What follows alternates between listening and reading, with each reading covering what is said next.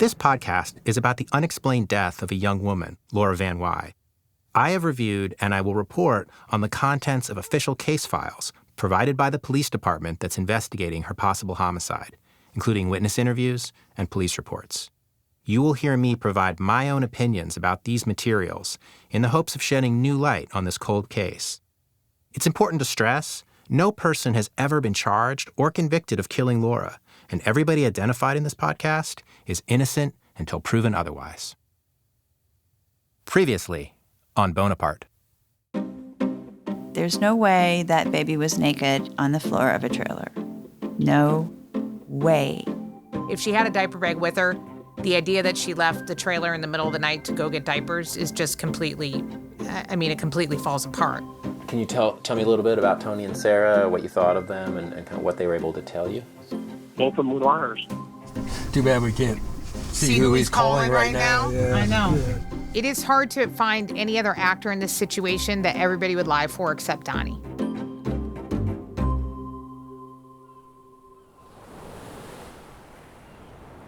I came to San Francisco. I just came up for like the weekend from LA. Like we must have talked on the phone, but it was before cell phones, so I do not know how we coordinated. This is Laura Barron, one of Laura Van Wyhe's childhood friends. She's telling me about seeing Laura in 1993, when Laura was 17.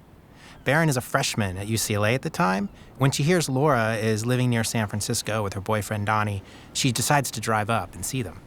The directions she gets from Laura are unusual, but they're typical Laura.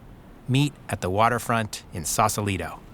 I do remember them rowing up in the rowboat, and I remember Laura fell off and fell into the bay and was like all wet, like getting off the boat into the shore. And then I said, I want to see the boat. So Laura and Donnie row Barron out onto the water. They're living on like this, basically this stripped down boat. If you're standing on the beach in Sausalito and you look out, you see San Francisco. So they were on that side of the Golden Gate Bridge, and there's like a couple of different little marinas there, and there's like a Shishi Marina, and then there's like maybe where hippies might have homesteaded back in the hippie days. I know this area well. I lived in Sausalito myself for a summer, just a few years after Laura and Donnie. It's a sliver of a town tucked along a narrow offshoot of the San Francisco Bay. And when it's not clogged with weekend tourists, it's a peaceful, throwback kind of place. When Otis Redding wrote Sittin' on the Dock of the Bay, he was sitting on a dock in Sausalito.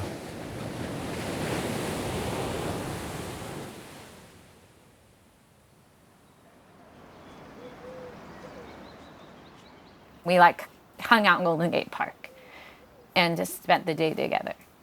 Laura was wearing like a green army coat and blue jeans, like a Henley, a white Henley, but like a dingy white Henley, and crew cut hair. Donnie, he had on a jacket too. I think he had a wallet on a chain. I remember we went to the place with the hookahs and had lunch, like a Middle Eastern food, and we smoked the hookah. Laura had met Donnie the year before. They'd left Iowa together and lived nomadically on the West Coast for months. They were young, so when you're young, like the world's full of possibilities. I mean, Laura wasn't 20 yet, so, when you're young, you're still exploring. I think that might have been the first time I met Donnie. And Donnie was very friendly and warm. He had a good-natured vibe about him, very easy to smile. Less than 3 years later, Laura would flee from Donnie, taking their infant son Samson back to Iowa City. And just a few months after that, Laura was dead. What happened between Laura and Donnie in those years? And does it have anything to do with the night Laura died? From Imperative Entertainment and Vespucci, I'm Jason Stavers. This is Bonaparte.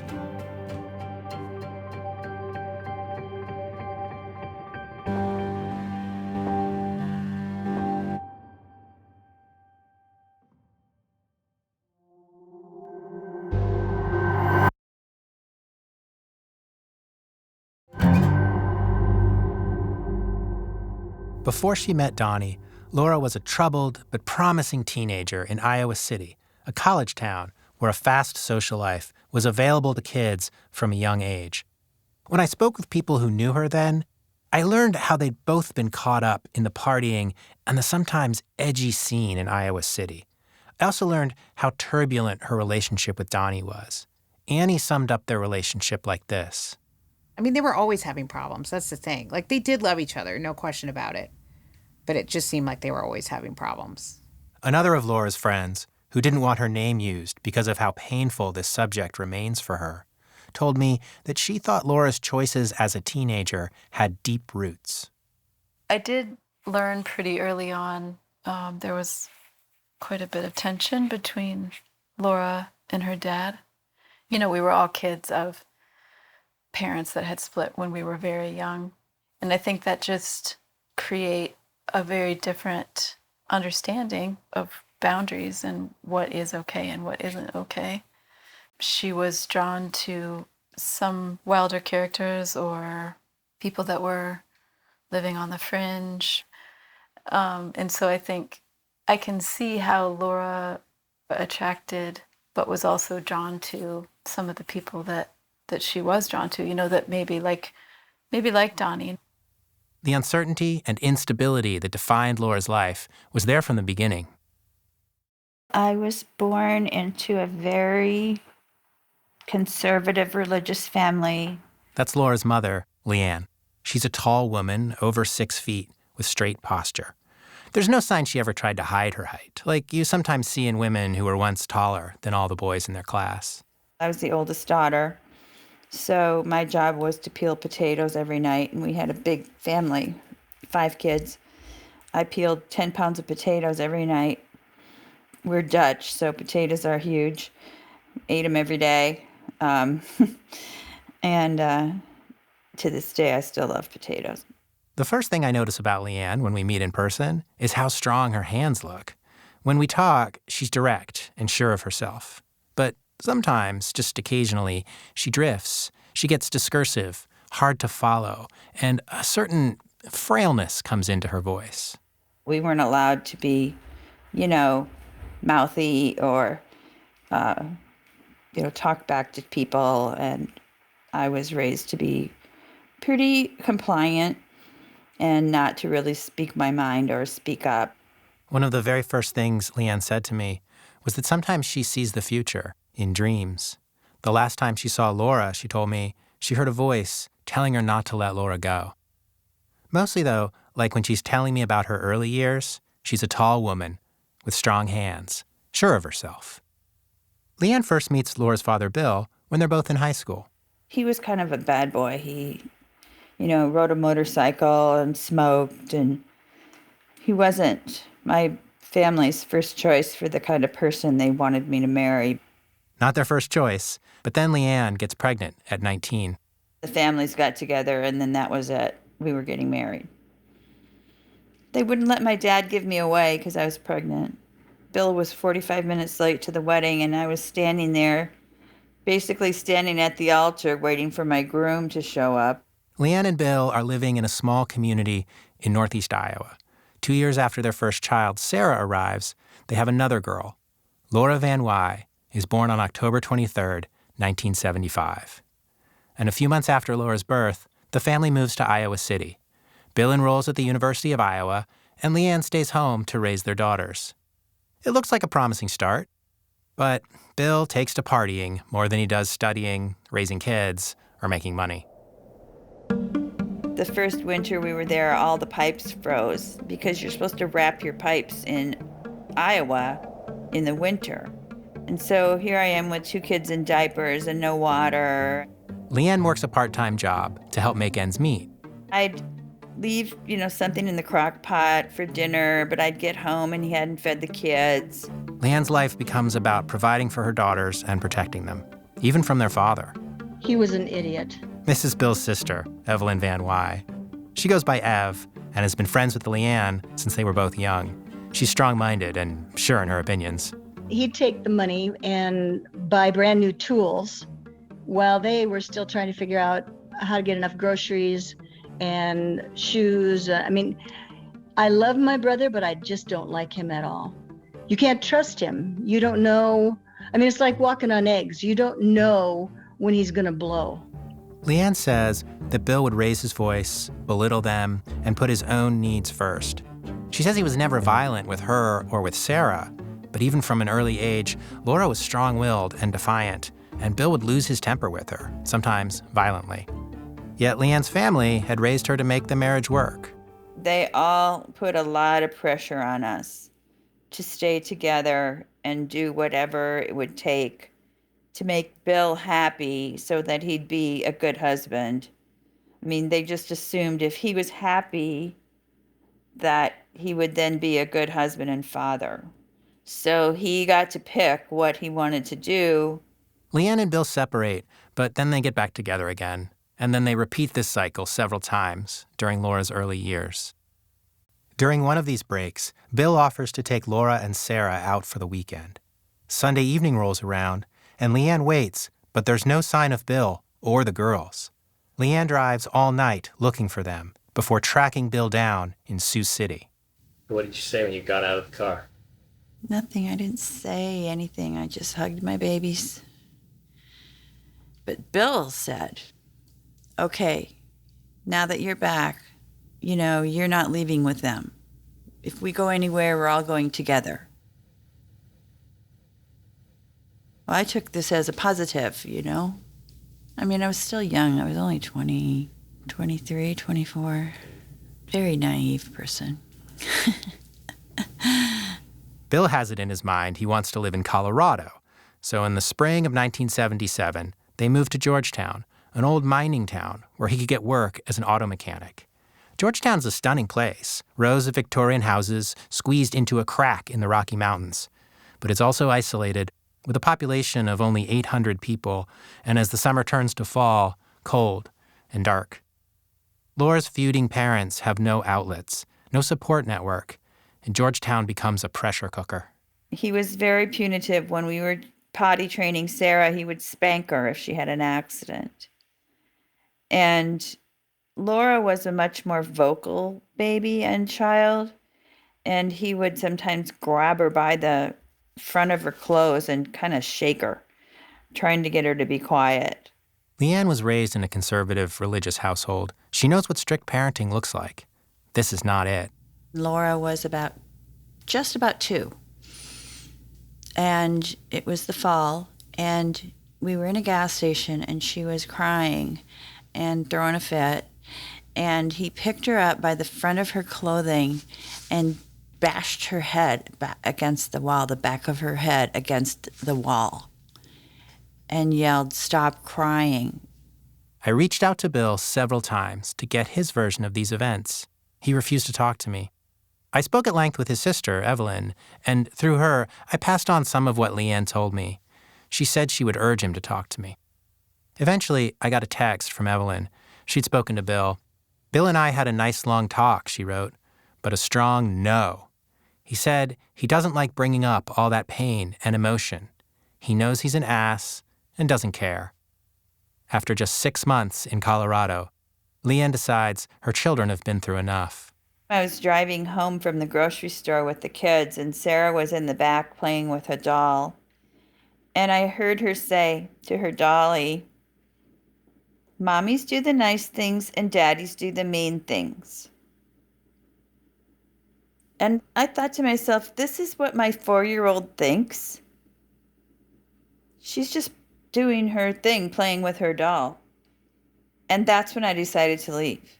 Leanne rents a U-Haul trailer, packs up her things, and while Bill's at work, she takes Sarah and Laura and leaves for Iowa City. Once she's there, she files for divorce.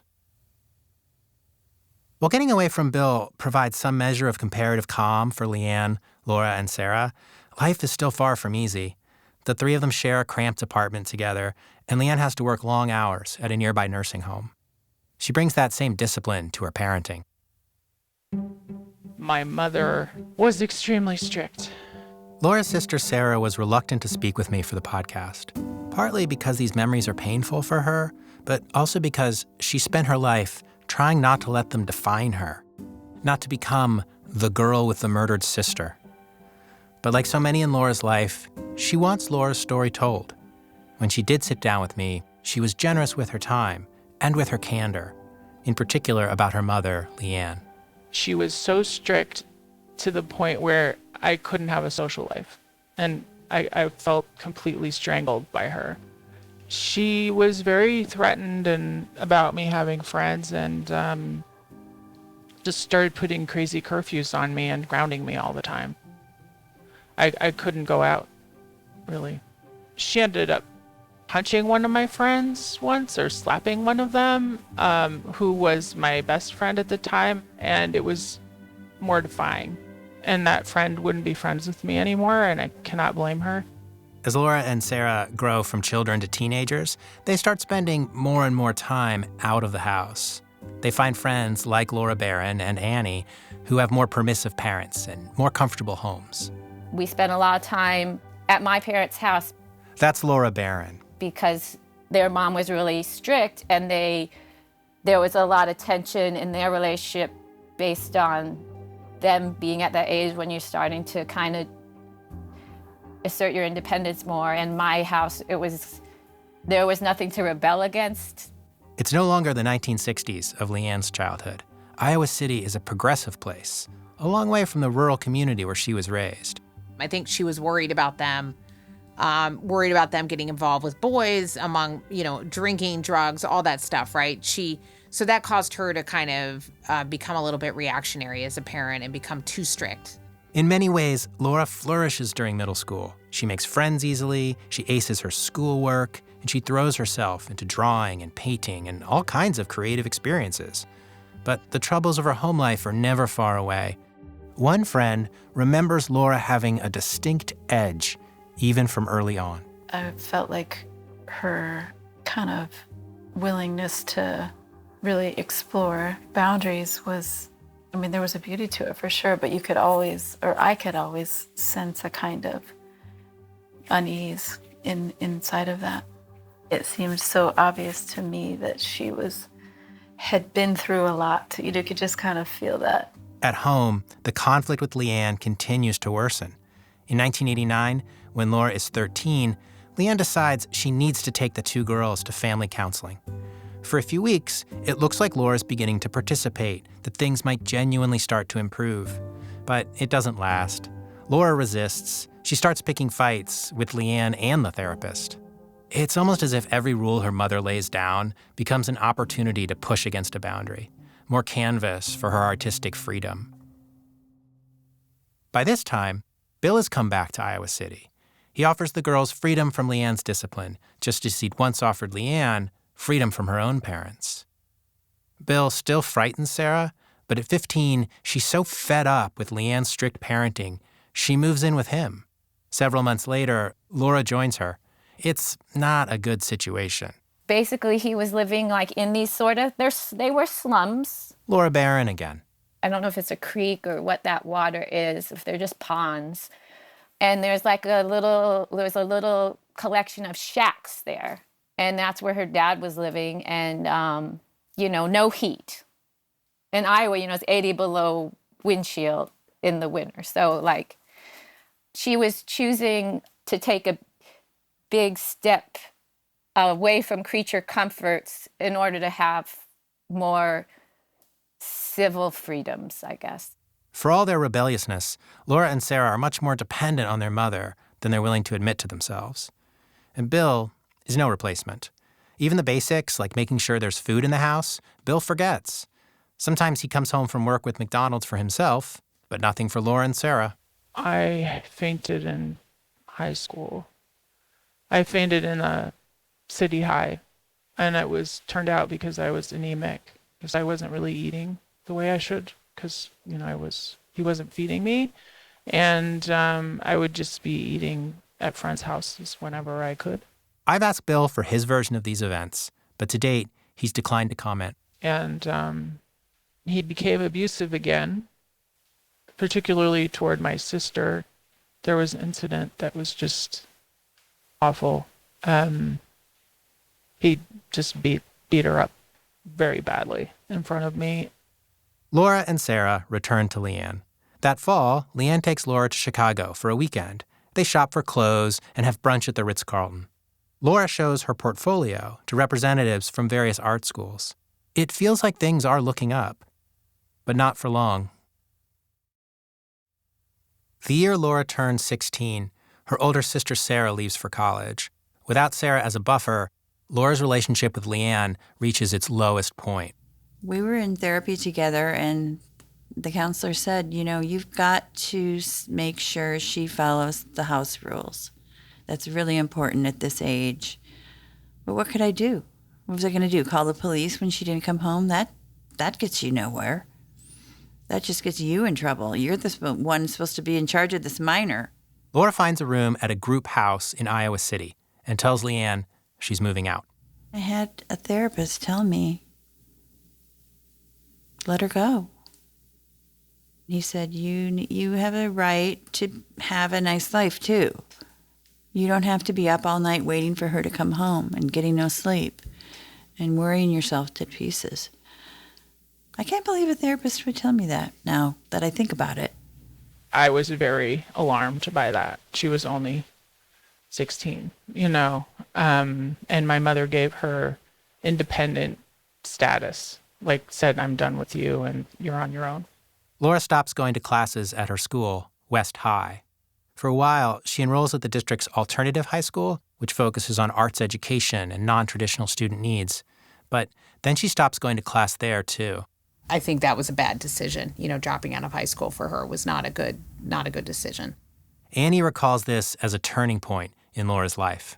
I think that Laura, especially during that time period, probably didn't have enough support, I think Sarah was a really important part of her support system. And I think that was probably hard on Laura. Away at their first year of college, Sarah and Annie are getting more worried.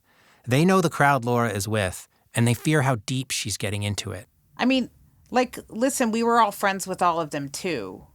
But Laura definitely had a higher tolerance for, hanging out with, drug addicts and, you know what I mean?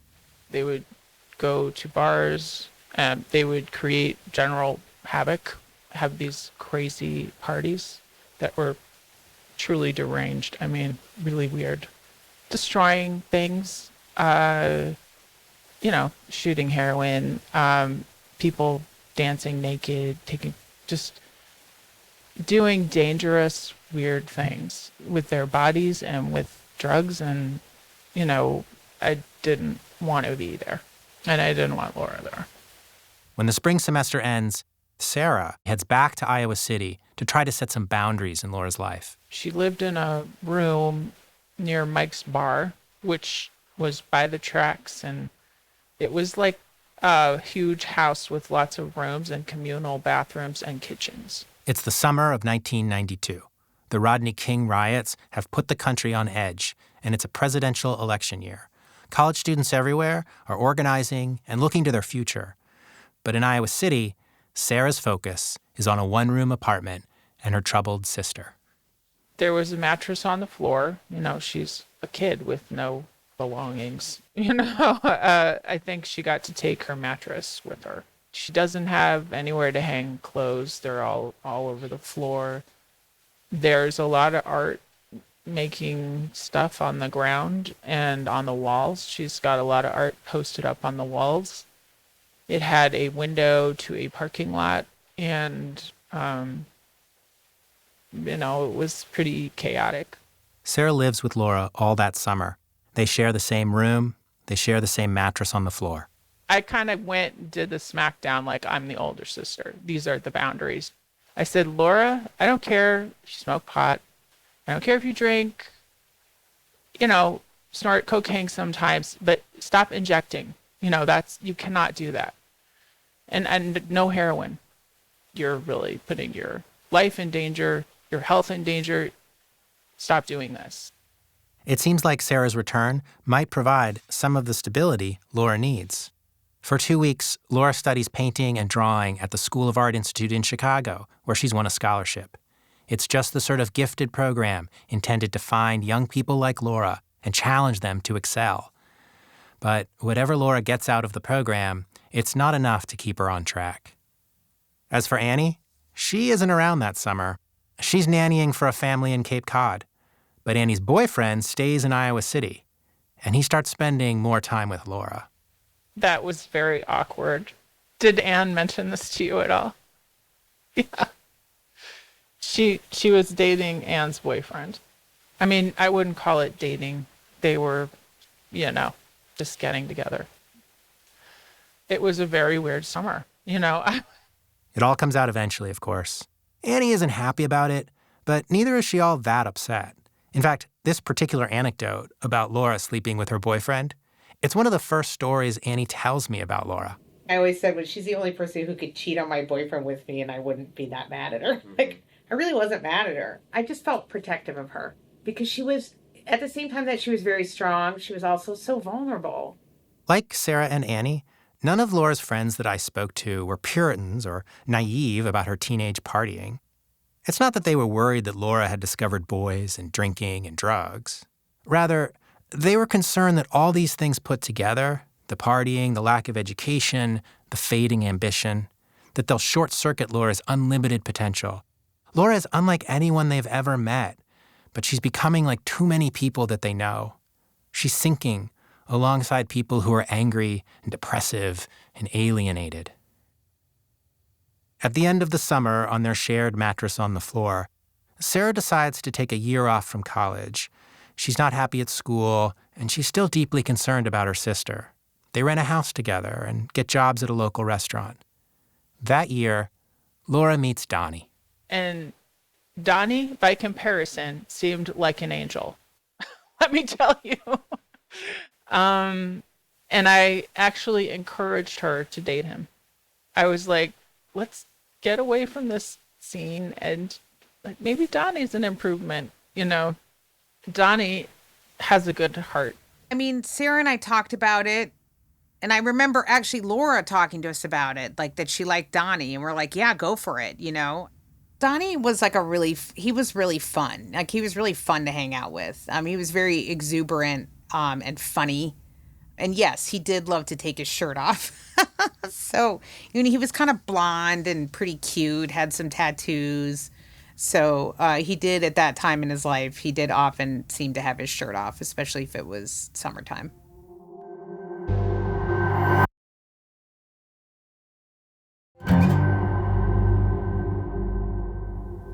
Everybody liked Donnie. Even I liked Donnie, and I don't always like people. I'm pretty judgmental. Donnie is older, 22, while Laura is 17, and he's not completely detached from the rougher parts of Laura's social circle, but he's still a breath of fresh air. He struck me as a genial, kind of happy-go-lucky guy, and I could tell that he was a good person inside. Laura is dating one of Donnie's friends. That's how they meet. But in the spring of 1993, they get together. Within weeks, they make plans to get out of town. Leanne is not happy about this plan. She's barely met Donnie and doesn't figure to like him much if she did, considering he's a 22-year-old man planning to take her 17-year-old daughter to California before she even graduates from high school. But she knows there's no stopping Laura.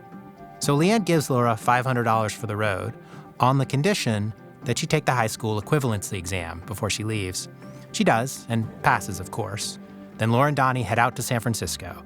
Eventually, they find a place to live on that broken-down sailboat that Laura Barron would visit later that summer. They travel up and down the coast, sometimes hopping freight trains. And eventually, they end up in Oregon, where they're hired on a commercial tuna fishing boat. Laura doesn't take well to the hierarchy of the sea and lets the captain know how she feels. As she would tell the story later, and my impression is that she would tell this story with pride, Laura lets the captain know what she thinks of him, quite directly, and the captain punches her in the mouth. The two of them end up having to be separated by the crew. It's the end of the tuna season anyway, so Laura and Donnie head back to San Francisco. They stay long enough to sell their boat and make their way back to Iowa for Christmas. Annie was there when she got back. I remember meeting her at the Greyhound station, she was wearing this jacket, this really cool like patchwork leather jacket that she later gave to me.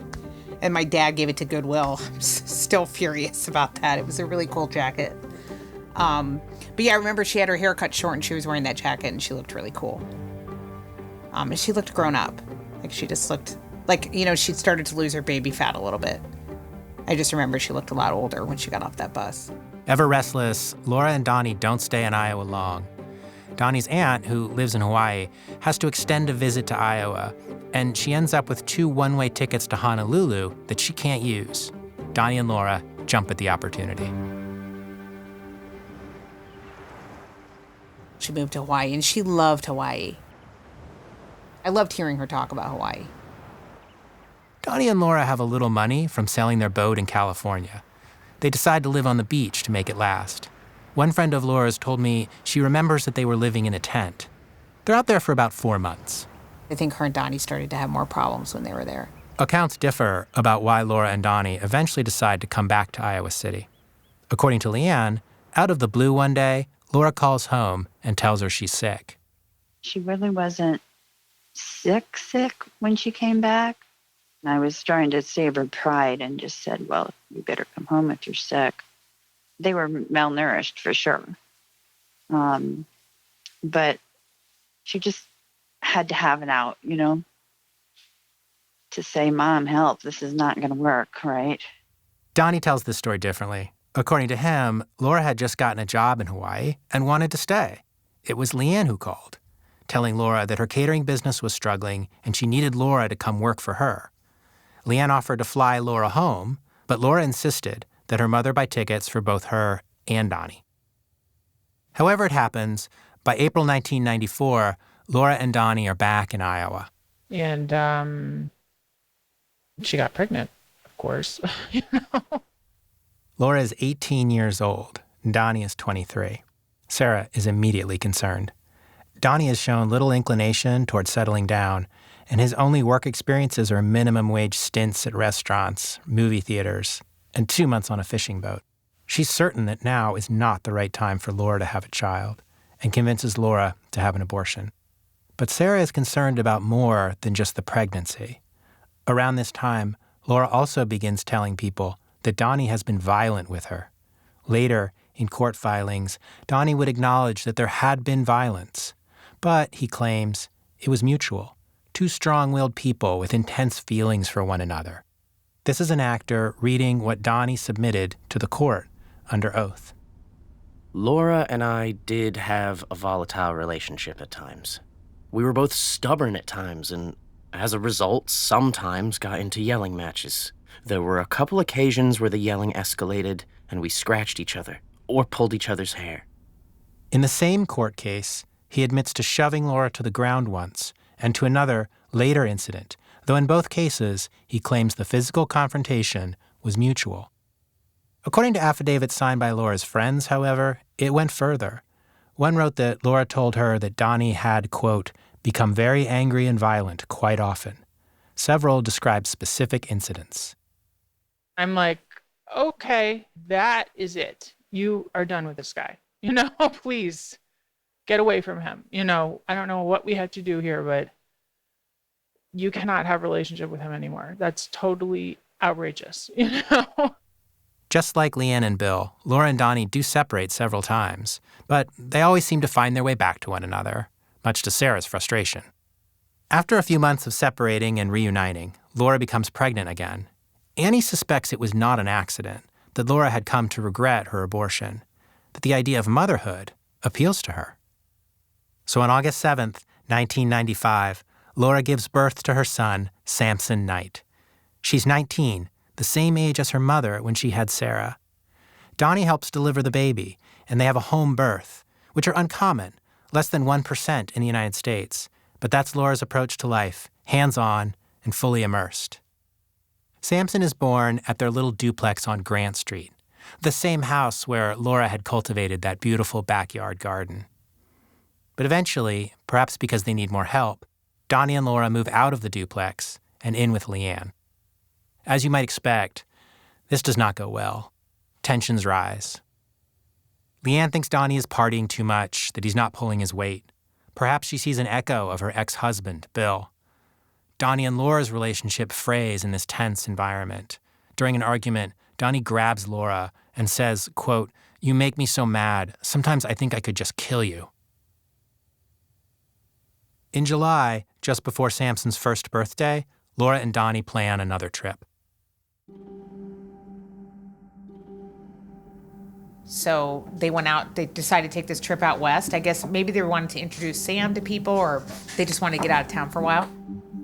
They rent a van, and along with Donnie's younger brother Ben, head west. But somewhere outside Bozeman, Montana, the van breaks down. They need parts that aren't available locally, so Laura, Samson, Donnie, and Ben are all stuck waiting for nearly a week, frustrated that their trip is stalled. According to Donnie, what happens next is typical of the mutual escalation that defined his relationship with Laura. Laura and I were having an argument about the van. She started walking off with Sam, so I took the stroller with Sam and said, "We will meet you back at camp." About a mile later, Laura charged me from behind and struck me on the back with both fists while I was crossing a busy 4-lane road and almost knocked me down, and the stroller rolled free. Laura grabbed it and crossed the street. I followed her and we started yelling. And Laura reached out and grabbed my lower lip, and then I slapped her as a reaction to having my lip grabbed. My brother Ben Knight was present for most of this. At dinner with Annie and Laura's friends in Iowa City, I asked Annie about this incident.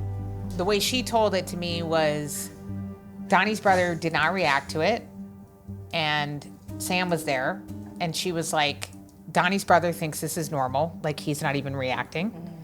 And she was like, I can't let Sam think this is normal. Other friends of Laura would echo this perspective. For Laura, it was the lack of reaction from Donnie's brother that was most troubling. Laura was concerned about the violence in her relationship, they say, but seeing Donnie's brother remain totally unfazed by this incident, that was the last straw. Laura didn't want Samson to grow up thinking this kind of violence was normal. After the argument in Montana, Laura took Samson with her on the next bus back to Iowa City. When Donnie catches up with her, she tells him it's over between them, and he has to move out. According to what Laura tells friends, from that point on, Donnie only sees Samson when Laura makes the effort to connect them. Donnie continues to work at Leanne's catering company, but Laura says he's not supporting her financially. Whether it was over between Laura and Donnie for good at that point, no one can say. But it was the most serious break yet. And almost 20 years earlier, Laura's mother had left Laura's father, also in a small mountain town far from Iowa City, and also because she feared how his behavior would shape their own children. Leanne would go on to get her college degree and open her own business. For her part, Laura too appeared renewed with purpose. She'd stopped using drugs, she was reconnecting with childhood friends, and she was opening her own business, a daycare. Then, 3 months after the split in Montana, Donnie invites Laura and Samson to Bonaparte for a party. Laura never returns. Immediately after Laura's death, Donnie and Leanne start taking care of Samson together at Leanne's house. But soon they have a falling out, and each seeks custody of Samson, taking their case to court. For Leanne and others, the question of who killed Laura would become intertwined with another question: who should raise her son? As the court case went on, it took 2.5 years. As it went on and we got more and more of Donald's medical records, I was like, wow. That's next time on Bonaparte. Bonaparte is a production of Imperative Entertainment and Vespucci, and is written and hosted by me, Jason Stavers. For Imperative Entertainment, the executive producers are Jason Hoke and Andrew Richards.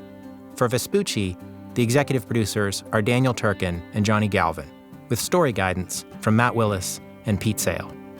The series producer is Thomas Curry. The executive producer is Emma Wetherill. Voice acting by Stefan Manal. Original music by Thomas Ross Fitzsimmons. Audio mix and sound design by Peregrine Andrews at Moving Air. Visit the Champion for Laura Van Wyhe Facebook page or championforlaura.com for more information about how you can help. If you like the show, please make sure to leave a review, and don't forget to tell your friends. Thanks for listening.